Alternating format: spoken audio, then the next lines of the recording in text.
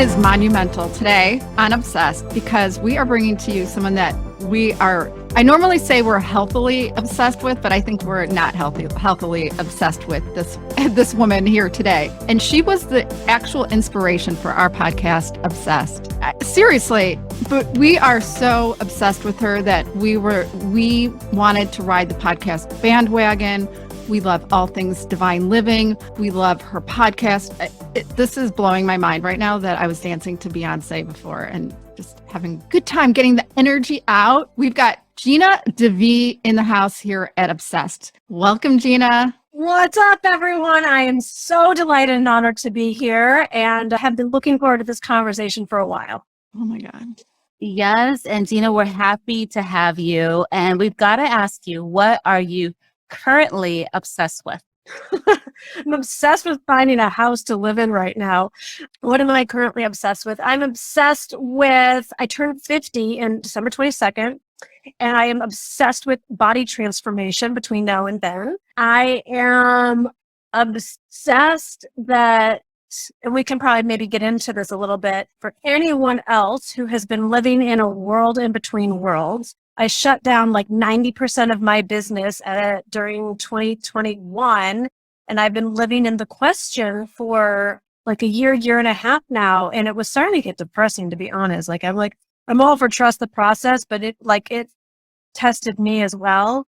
And like just when I least expected it, it's like the heavens parted. My whole new body of work is like not just coming forth, but flowing forth. And I am obsessed with, it's called Own Your Throne. So it's very much in line with the book and the podcast and all the things. And it's like, whoo, God did deliver. Wow, that is amazing. Yes, Jules, for those of you that are just listening on the podcast, Jules is holding up Gina's book, The Audacity To Be Queen. It is a gorgeous book from front cover all the way to the back. It feels like a goddess's book. It's just so pretty. You just want to keep it, it's like you want to make sure your hands are clean before you touch the book. I'm sure that's how Jules feels. And we were thinking about you and thinking about this discussion, and Tia, her audio was good yesterday. And Tia mentioned a really good point, because we were thinking of this, like, what are we going to talk about? What moves us? What inspires us? What are we not going to talk about? Really? Right. Well, so Tia mentioned how we as women, there is one of the things that women feel that we have to do. A little woman right there. So, all right. So,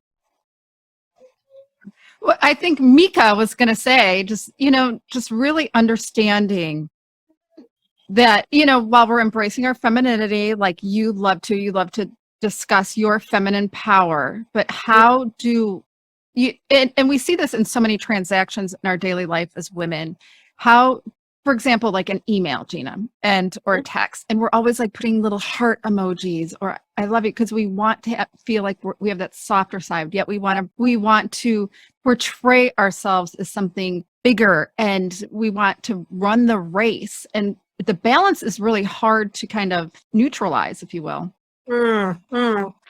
Everything is energy, and it's taken me a lot to really get this down, because in the past, even if I was like not happy about something or with someone, but I would like send the nice text, like I would appreciate it if it was more like, honey, what's the energy behind it? And people feel it. And so I think that when you have gotten your emotional management down to a place where you're really grounded and centered, and you get that there's enough love for everyone, you, the other person, the situation, you can just be a lot more direct. You can speak the truth in love. You don't need to tap dance as much and make sure that everyone else is okay because you're okay with you.